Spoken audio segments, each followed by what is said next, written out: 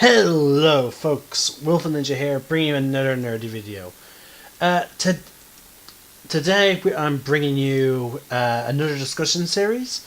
This time we're focusing on the Druid. Now, I completely forgot, so let me get straight to it. As I said in previous videos, I'm trying to get into the habit of properly titling my Twitch broadcasts, so that way if people come across them, they know exactly what's going on, and that way the title meets up with what's actually going on. So yes, today we're talking about Druids. Sadly, I could not do any Lunagard episodes last week. There were some scheduling hiccups with some of the players, and one of the players could not make it. So those two things combined has led me to not do it. Now, as I said when it came to the clerics, Druids is one of the sorry, I'm trying to find a way to properly show how I feel. Like I said with clerics, Druids is one of the most versatile classes you can play as in D&D. It stretches from playing DPS to playing. We have the 4 general roles of characters. Character roles in Dungeons and Dragons. You know, we have healer, support, damage dealer, and tank. Now, there are classes that specialize purely in one and not in any of the others, but it's very rare. Like, rogue to me is primarily damage dealer. There's no way to circumvent it. Maybe with Arcane Trickster you can get a bit into support, but to my knowledge, there's actually restrictions on what type of spells. And again, I might be wrong, but I think that is the case. I can't say 100%, so again, don't quote me on it. But when it came to Druids and Clerics, they can fulfill almost any role. And I'm going to get into explaining that shortly. So, here is, as per usual, we're reading from the Player's Handbook. So, this is not my interpretation. I will get into my own interpretation. I've actually sadly forgot to do that, I think, in the Barbarian and the classes so far. But brief summary from the previous classes. The way I see Barbarians is exactly what the Player's Handbook states. I see characters who utilize their anger, utilize their emotions and raw instincts to get the job done. Now, I have allowed a little homebrewing rules and interpretations, such as with one character in the Lunar Guards, Gregor, with his raged. I allowed it because of his military background. He's able to focus his rage solely on on what he needs to to kill, whereas opposed to just blinding rage. You know, the way I see bards is, again, as I said, like, I can't really say I interpret bards any different than what the Player's Handbook says they are. When it comes to clerics, this is where for me gets interesting.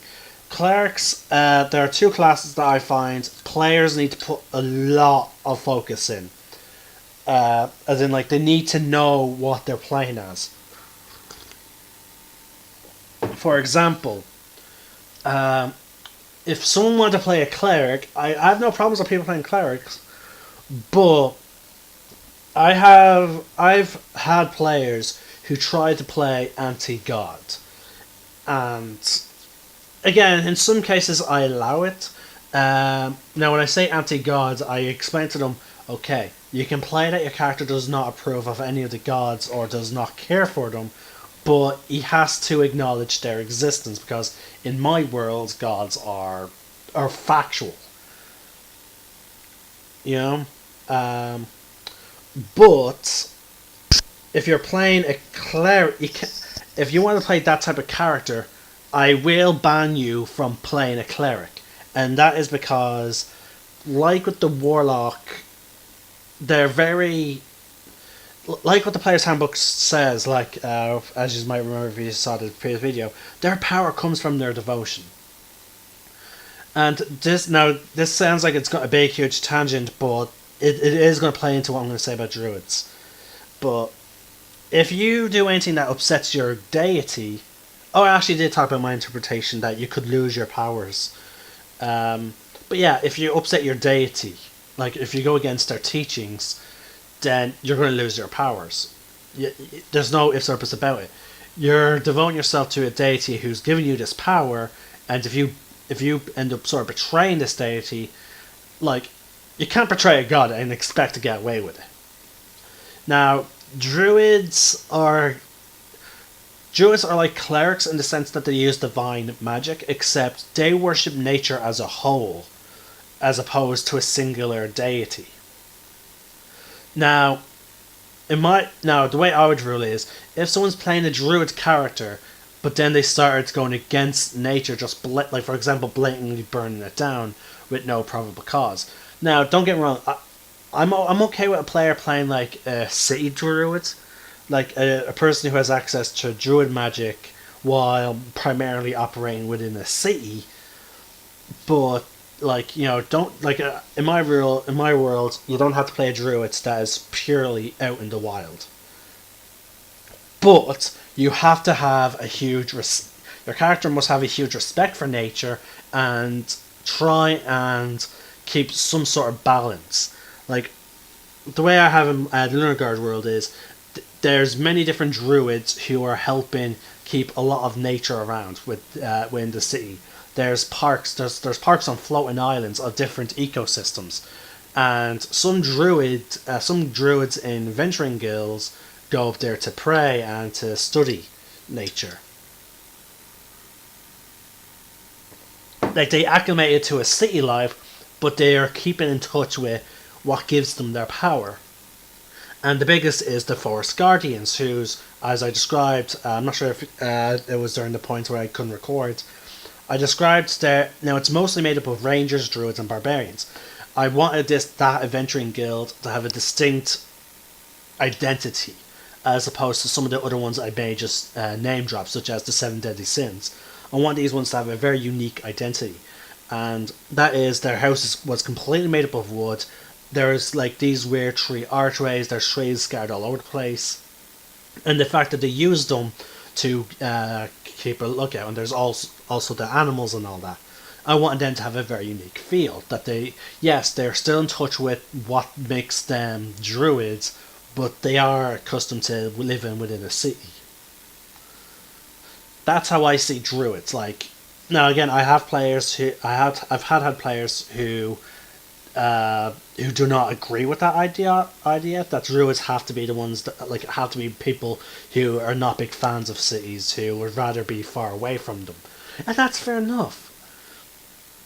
Now, let's get into some of the examples. Now, remember, these examples are also calling to the archetypes. Now, these are the flavor text that's describing several, about three, I think it's been the trend. Three distinct types of druids, and let's see what we get. Okay. Holding high a gnarled staff reeds with holly, an elf summons a fury of the storm and calls down explosive bolts of lightning to smite and torch carrying smite the torch carrying orcs who threaten her forest. Crouching out of sight on a high tree branch in the form of a leopard, a human peers out of the jungle at the strange construction of a temple of evil elemental air. Ugh. Keeping a close eye on the cultist activities. Swinging a blade formed of pure fire, a half-elf charges into a mass of skeleton soldiers, sundering with unnatural magic that gives the foul creatures the mockery semblance of life. Whether calling on the elemental forces of nature or emulating the creatures of the animal world, druids are the embodiment of nature's resilience, cunning, and fury. They claim no mastery over nature. Instead, they see themselves as extensions of nature's indomitable will. And there we go. That is significantly different. Yeah, we did get 3 character examples of a half-elf taking care of undead, which are a mockery of life. Now, keep in mind, not all undead is tied into necromancers or not whatnot. They are tied into dark energy, which can again just be seeped into the ground. You know, like there was a case with the Lost Mine, where the crypt of this manor was seeped with magical energy, and the dark emotions of the souls that were buried there gave their remains to undead life in the form of skeletons. They were not called upon by necromancers or anything. They're like what you could call wild skeletons, as opposed to the ones you get from necromancers. Now, druids is one of the unique classes, in my opinion, to have very little archetypes, but have, again, they fulfill. As I said, they can fulfill any role within the party. Any role. They can be a healer, tank, damage, or support. They can be any of those things, but they also, in my besides from the bard, they have, I believe, like the fewest class archetypes. There's only 3 classes, to my knowledge, that have only two options. The bard being the first in terms of valor and lore. Then you have the druid with Circle of the Moon and Circle of Land, and then you have the ranger with Beast, Conclave, and Hunter. If there is a third ranger one, I'm not aware of it. But yeah, when it comes to the druids, though, like with the bard and the cleric, they can fulfill so many different roles. And I'll explain how they fit into the roles as we get further on. Now, I should warn you, as quite evident by... this is going to be a long video because druids are a spellcaster. Now look at... so we will get into that. Now, this next section is called Power of Nature. And it explains where they get their magic from. Druids revere nature above all, gaining their spells and other magical powers either from the force of nature itself or from a nature deity. Again, you could play a religious druid, evidence right there. Many druids pursue a mystic spirituality of transcendent union with nature, rather than devotion to a divine entity, while others serve gods of wild nature, animals, or elemental forces. The ancient druidic traditions are sometimes called the Old Faith, in contrast to the worship of gods in temples and shrines. Druid spells are ornated toward nature and animals, of the power of tooth and claw, of sun and moon, of fire and storm.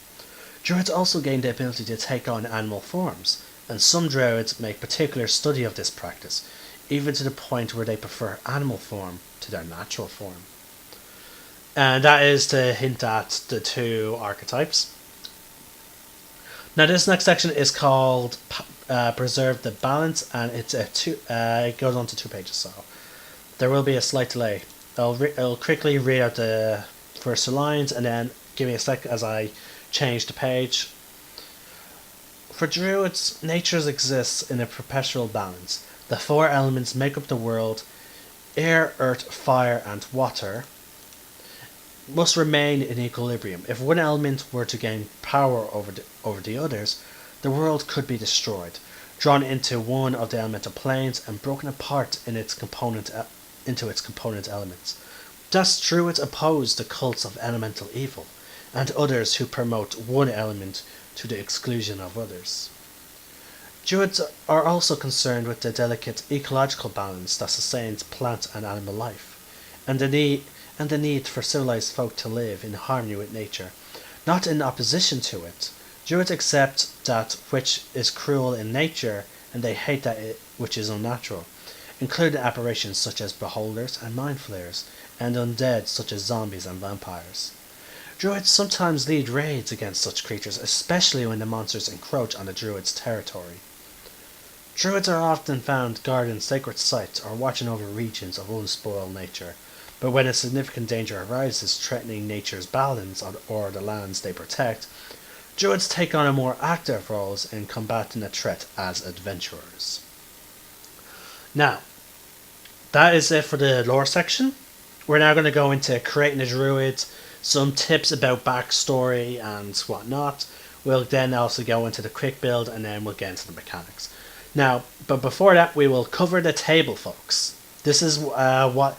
Now, again, if you, I remember, I decided to stop showing you what I'm reading, so that way, because again, I want people to promote Wizards. I am not looking to take money away from Wizards, which is why, as I said, I'm not going to be covering every single rule throughout this book, but instead, I'm just going to be talking about the fun bits and trying to go over how I rule some stuff, especially for some unique rulings that I make. But I do want people to buy the Player's Handbook, the DM's Guide, the Monster Manual, and so forth. So, again, folks, you really should buy them. It's great to support Wizards. I've had players send me PDFs, but I still buy the books just because I want to give something back to Wizards. Now, sadly, me buying the books has sadly put me off going on to D&D Beyond. I have to look into it again, but it's just that I wish there was a way of scanning the books so that way you didn't have to spend loads of money re-getting the books, because from what I can tell, the book prices are the same as when you buy their hardbacks, which is really annoying. And from what I know, even if you buy one thing I really despise about D&D Beyond is its blatant money grabbing, which is, oh yeah, buy the books. And you need to not only buy the books, but you need to also then buy the subscription. Now, I'm not sure they kept it that way. I hope they're changing it. Let's see, have they changed what subscriptions do? Intended primarily for players, this removes ads, allows you to create an unlimited number of characters and add publicly shared homebrew content to your collection to use with the Sorry, folks. That's just me. My computer let me know that Ark Survival Evolved has downloaded, and I will get into that. Actually, I'll get into that now. Basically, I found out that Ark Survival Evolved allows cross-play, and if you have the Ark from Windows, not Steam, this does not work with the Ark that you buy from Steam. It has to be through Windows. Windows Store or the Xbox One app, okay? Basically, if you buy either one of them, you get it for the other console. So if you buy on the Xbox, you get it for PC and whatnot. But basically, I can now run my computer as a dedicated server for Ark, and then play the same server on my Xbox One.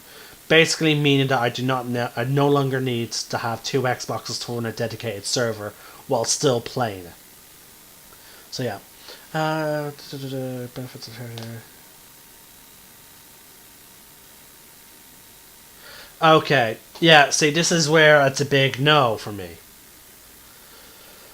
Oh,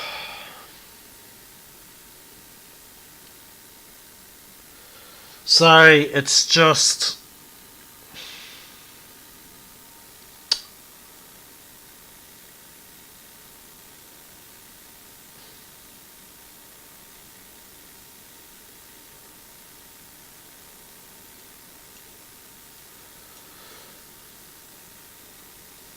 No, see, this, as I said, it's a bit of a money grab. Basically, having a subscription does not eliminate the need to buy the books. So, essentially, you still need to buy the goddamn books.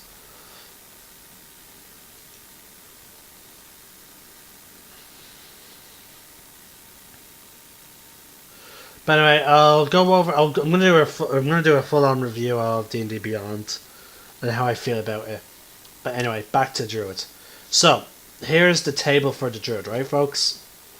I'm not gonna go over proficiency bonus again, just because if you are curious about it, you just can go back and take a look at the other videos.